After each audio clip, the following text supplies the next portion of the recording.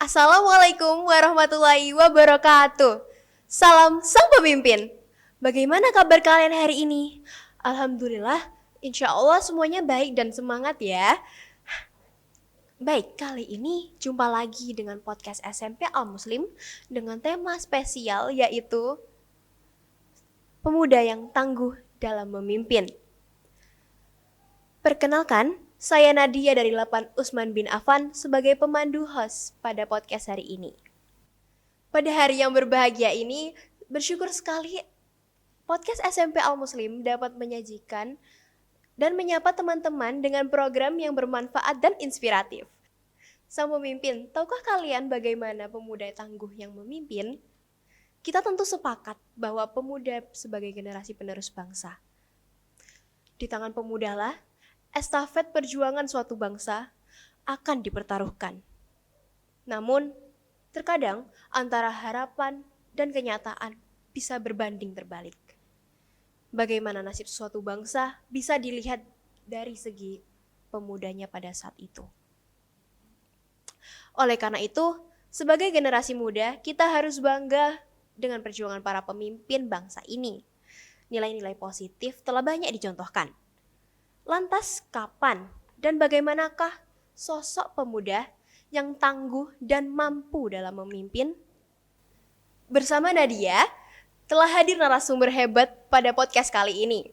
Beliau adalah Bapak Ahmad Ridho Ansori, SSTP. Beliau adalah seorang lurah Kalirungkut, Surabaya. Hebat sekali bukan? Di tengah kesibukannya sebagai seorang pemimpin, beliau masih memiliki semangat yang luar biasa dalam belajar di jenjang S2. Hebat banget ya. Sepertinya sang pemimpin sudah tidak sabar gak sih untuk belajar dengan beliau? Mari kita mulai saja ya diskusinya. Assalamualaikum Bapak. Waalaikumsalam Mbak Nadia. Bagaimana kabar Bapak hari ini? Alhamdulillah baik. Mbak Nadia gimana kabarnya? Alhamdulillah saya baik juga. Alhamdulillah kita baik semua ya pada hari ini.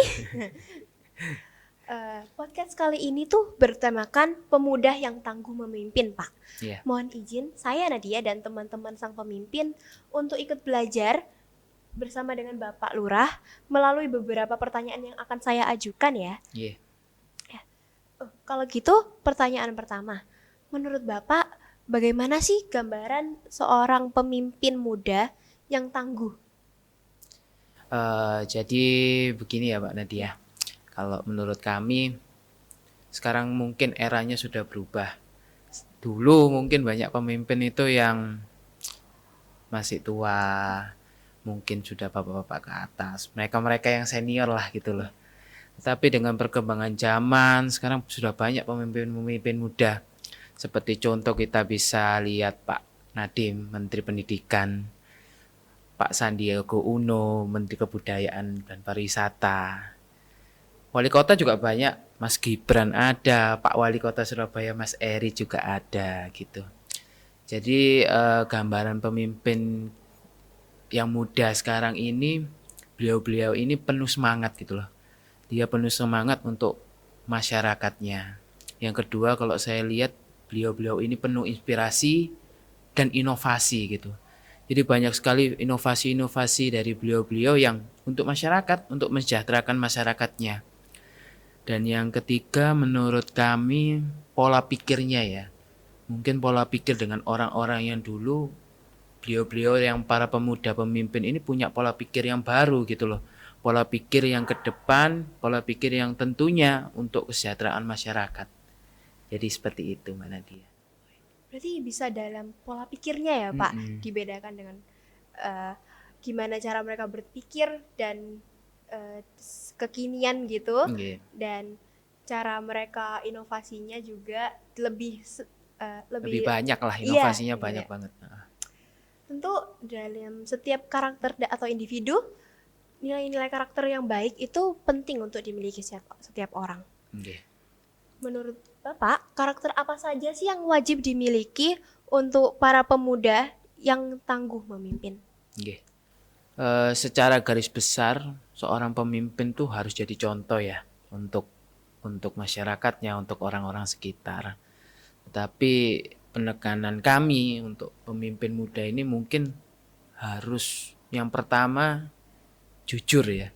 Jujur dan selalu menguatkan imannya. Kita ketahuin bersama dan beberapa survei Indonesia itu peringkat 110 dari seluruh negara di dunia. Dan itu bukan prestasi loh, malah itu warning buat kita untuk lebih baik ke depannya gitu loh. Bahwa kejujuran dan pendekatan keimanan kita itu penting untuk menjaga kita ke depannya dan untuk kemasyarakatan umat gitu loh. Mungkin yang kedua itu belajar ya. Seorang pemimpin muda yang baru itu harus banyak belajar. Karena perkembangan ilmu pengetahuan itu terus berkembang. Mungkin dulu itu A, sekarang A+. Mungkin kita nggak tahu ke depannya mungkin B+ dan lain-lain. Jadi perkembangan ilmu pengetahuan itu terus berkembang.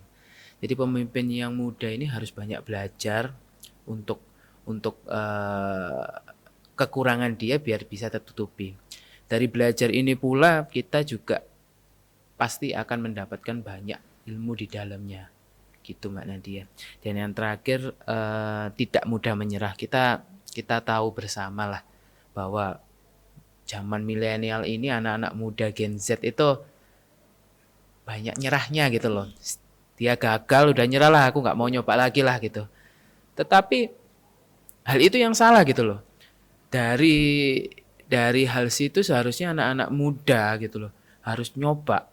Gagal sekali oke, yang kedua. 2 kali gagal oke, ketiga. 4 kali gagal oke, kelima gitu loh.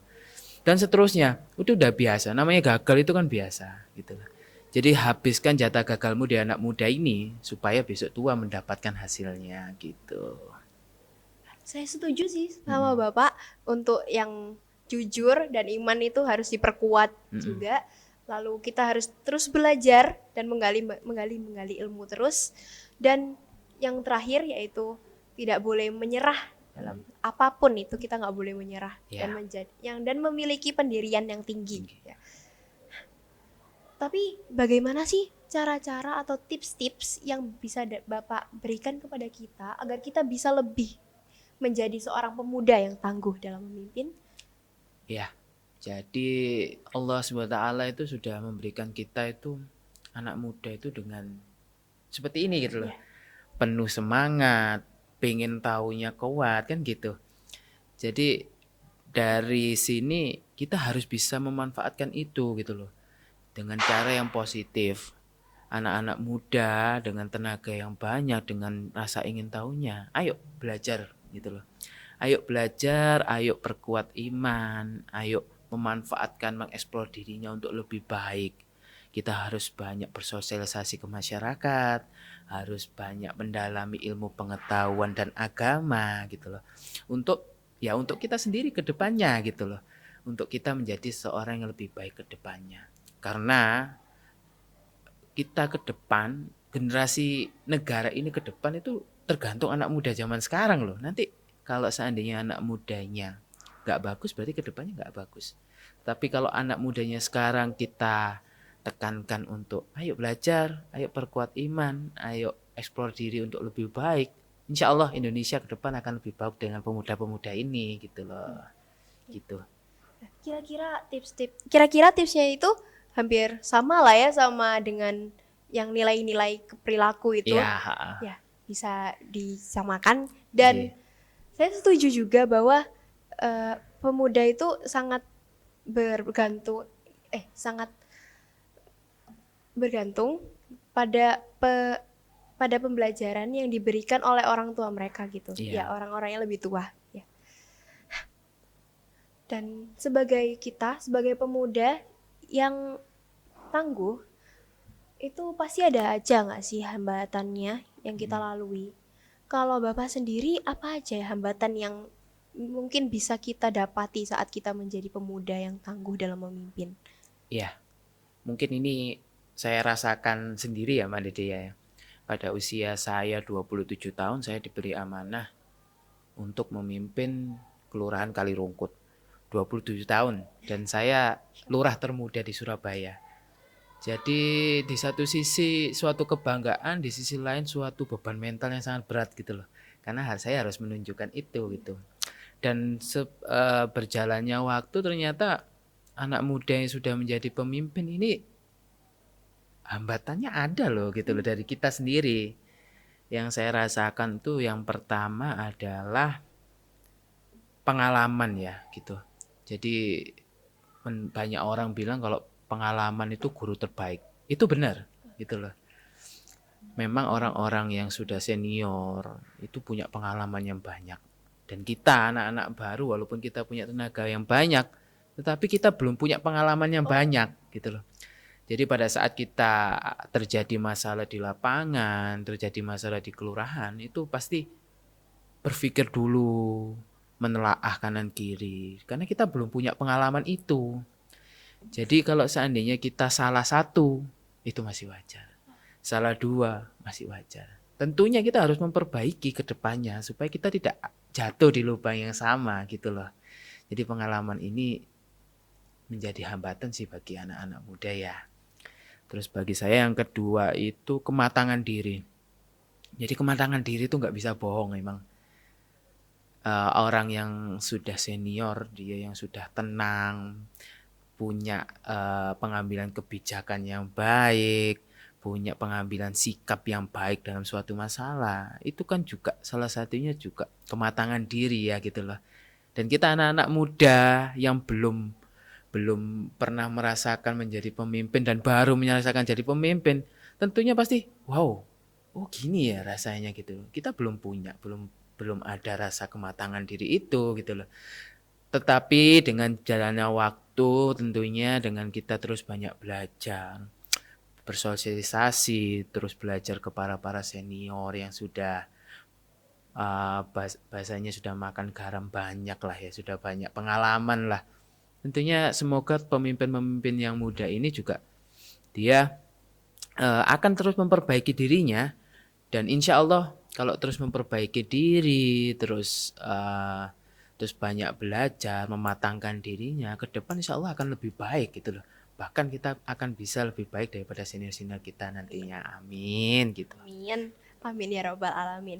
Jadi bisa disimpulkan bahwa karena kita masih muda itulah ya itu jadi hambatannya. Iya, usia nggak bisa bohong, Mbak. Ya.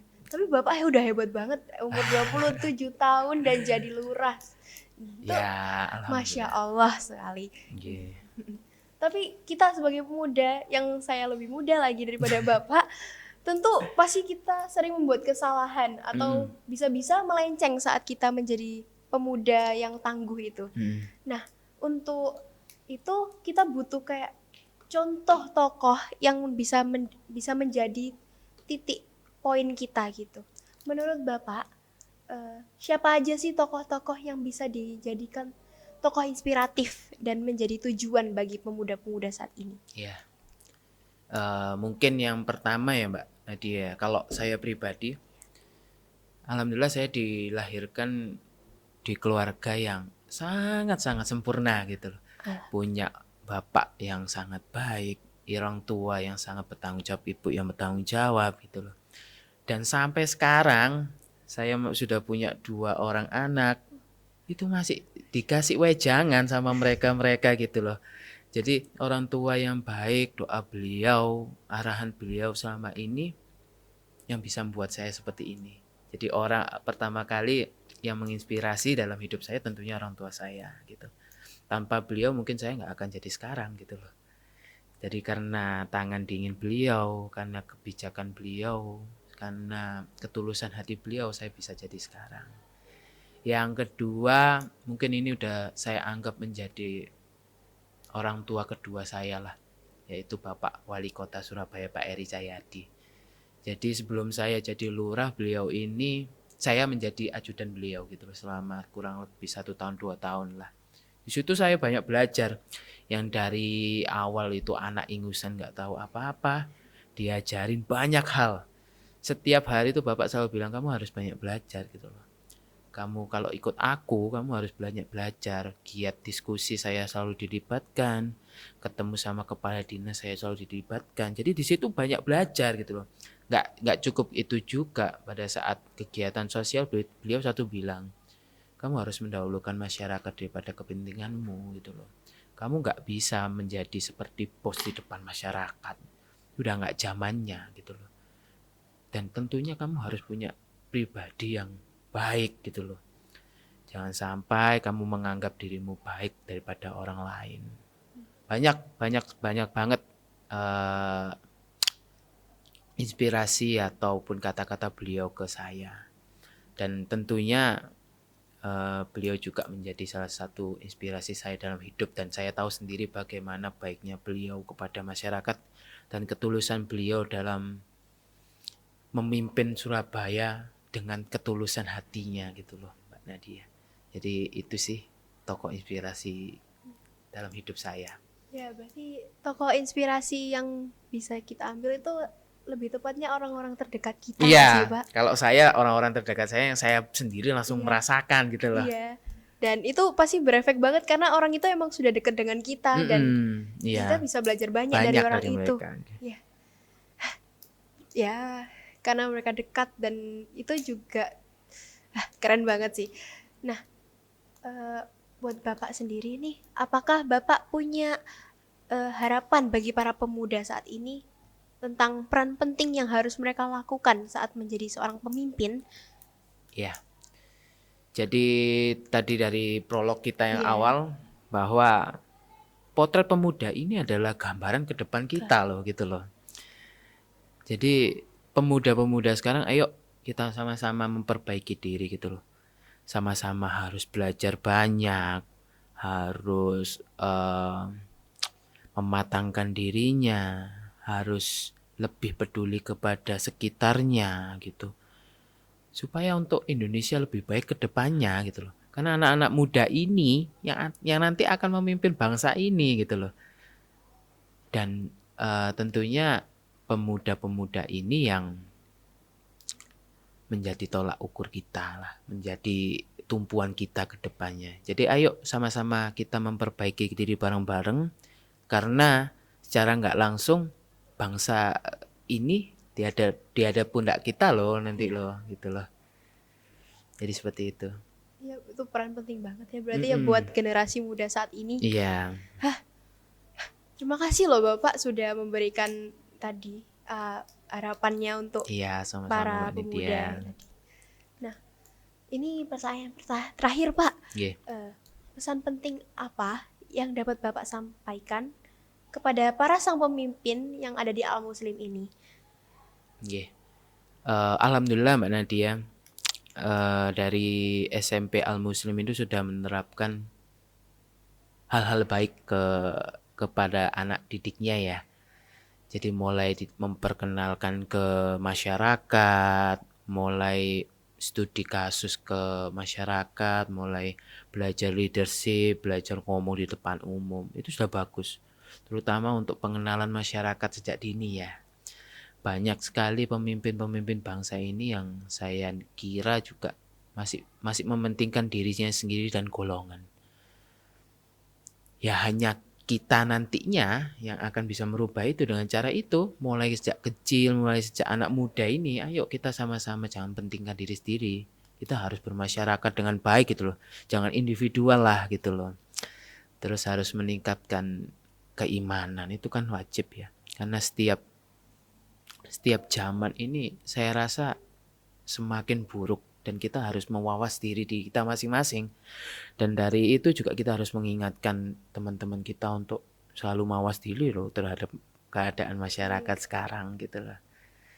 Dan tentunya pembelajaran agama di Al Muslim ini kan ada ya, Ada. berbeda dengan mungkin sekolah lain, dan itu menjadi nilai plus bagi adik-adik di sini. Nggak hanya belajar terkait ilmu pengetahuan aja gitu loh, tapi belajar agama itu yang sulit gitu loh. Di luar sana banyak sekali bimbingan belajar, banyak sekali pengikutnya. Iya, Tapi kalau seandainya belajar agama, apakah antusiasnya sebesar itu gitu loh? disuruh orang tua. Iya, Iya. itu yang harus kesadaran diri kita ya, harus kita tingkatkan bahwa belajar agama itu perlu gitu loh. Nilai akademik itu bagi saya bukan harga yang mati harus telak gitu loh.